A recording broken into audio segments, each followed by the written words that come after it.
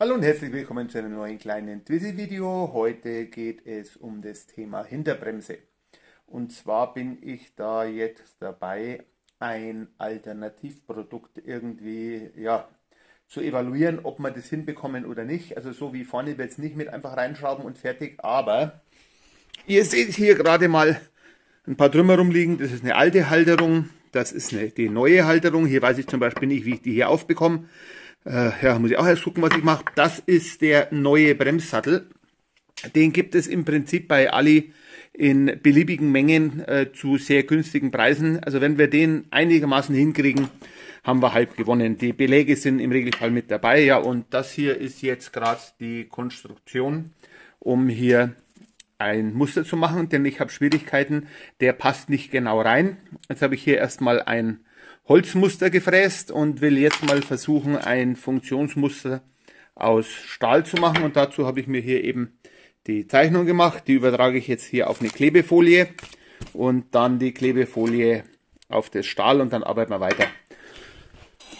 Ja, das ist eine größere Aktion. Mal gucken, was da draus wird. Ich komme mir vor wie im Praktikum von der Fachoberschule vor 30 Jahren. Feilen, weil vieles kommt man einfach mit der Flex nicht hin. Aber was lange währt, wird endlich sowas Ähnliches wie gut. Also es sieht hier echt mittlerweile bombig aus. Also das war jetzt mal ein kleiner Zwischenerfolg. Jetzt muss ich gucken. Jetzt machen wir mal das Ding dann nachher weg und übertragen die Lochungen für die Achsen. Dann muss ich schauen, wo ich solche Achsen mir heute Abend im Keller noch drehe oder übers Wochenende, dass ich hier Ersatzachsen habe. Ja, und dann gucken wir weiter. Es geht weiter mit dem Bremsenprojekt. Ich habe jetzt in die angefertigte Halteplatte Gewinde reingeschnitten. 2 Stück, eins oben, eins unten, sodass die Platte jetzt hier hält. Und diese Gewindeplatte hat jetzt im Vergleich zur Originalgewindeplatte 4 mm, die Originalplatte hat 6. Dafür ist sie insgesamt ein wenig stabiler ausgebaut und nicht so dünn wie die hier.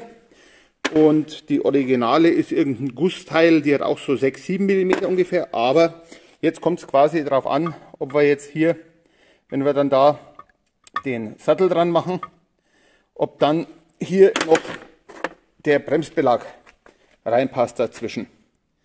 Und siehe da, er passt wunderbar. Jetzt ist natürlich die Frage, diese Bremsscheibe, von der wir hier reden, ist eine ziemlich runtergeschlammte Bremsscheibe, da ist nicht mehr so wahnsinnig viel drauf, also ist keine neue mehr. Aber wir haben hier auch noch einen halben Millimeter ungefähr Luft. Also für eine Probeinstallation, mal zum Testen, ob es funktioniert, wird die Lösung mit Sicherheit reichen. Als dauerhafte Lösung ist sie nicht geeignet. Apropos dauerhafte Lösung, die ist nicht selbstverständlich nur für den privaten Gebrauch auf privatem Gelände geeignet. Also TÜV und ähnliches wird es da nie geben. Nichtsdestotrotz werde ich mal ausprobieren, ob es es tut. Aber jetzt muss ich die anderen Löcher erstmal noch finden und richtig bohren, dass ich den Sattel befestigen kann. Und dann muss ich mir zu Hause heute Abend hier so Hülsen drehen, mit denen ich die Beläge befestigen kann. So Leute, ich habe die anderen 2 Gewinde auch drin und eine von den Stangen konnte ich herausschrauben. Nur die andere ist fest, da habe ich keine Ahnung, wie ich da rankomme, da muss ich noch testen. Hier kommen jetzt die Beläge rein. Und siehe da, schwuppdiwupp, das Ganze sieht doch schon ganz gut aus. Und jetzt heißt es Umbauen von den Anschlägen für die Seile. Ja Leute, ich sage euch eins, es gab schon Projekte, wo ich weniger zuversichtlich war als wie bei dem Projekt. Jetzt werden wir mal gucken, wie es hier weitergeht.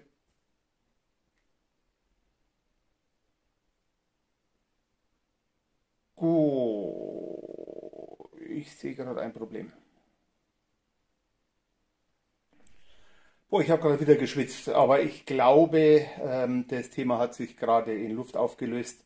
Aber es hilft jetzt eh nichts, ich baue jetzt einfach mal weiter und dann werde ich beim Zusammenbauen schon entdecken, wenn nochmal irgendein Problem auftritt. Das war gerade mit den Zu- und Abführungen von den Schläuchen und die kann man hier nicht tauschen wie bei dem Twizy-Sattel, weil die sind hier fixiert.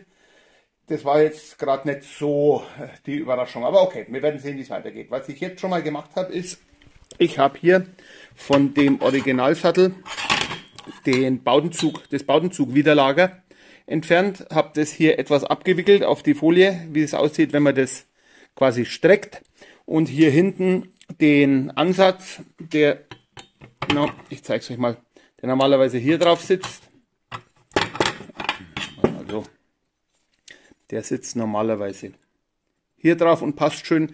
Und hier ist das Ding einfach größer. Ich kann das obere hier nicht nehmen, weil ich sonst zu hoch komme wegen dem Hebel. Und ich habe auch keine Chance, hier oben eine Schraube irgendwo reinzumachen. Ich muss also einen größeren Radius machen, muss hier unten reingehen und muss versuchen, diesen Hebel dann an diesen beiden Schrauben mit zu befestigen. Dann nehme ich einfach längere Schrauben. So, wie gesagt, hier ist jetzt schon mal der Hebel. Der wird jetzt genauso wie vorher die Folie hier auf die Stahlplatte aufgeklebt. Hier hatte ich auch schon mal einen Versuch am Laufen, aber ich habe dann gesagt, das geht nur mit Folie. Und das wird dann die Arbeit fürs Wochenende. Für heute habe ich die Schnauze voll.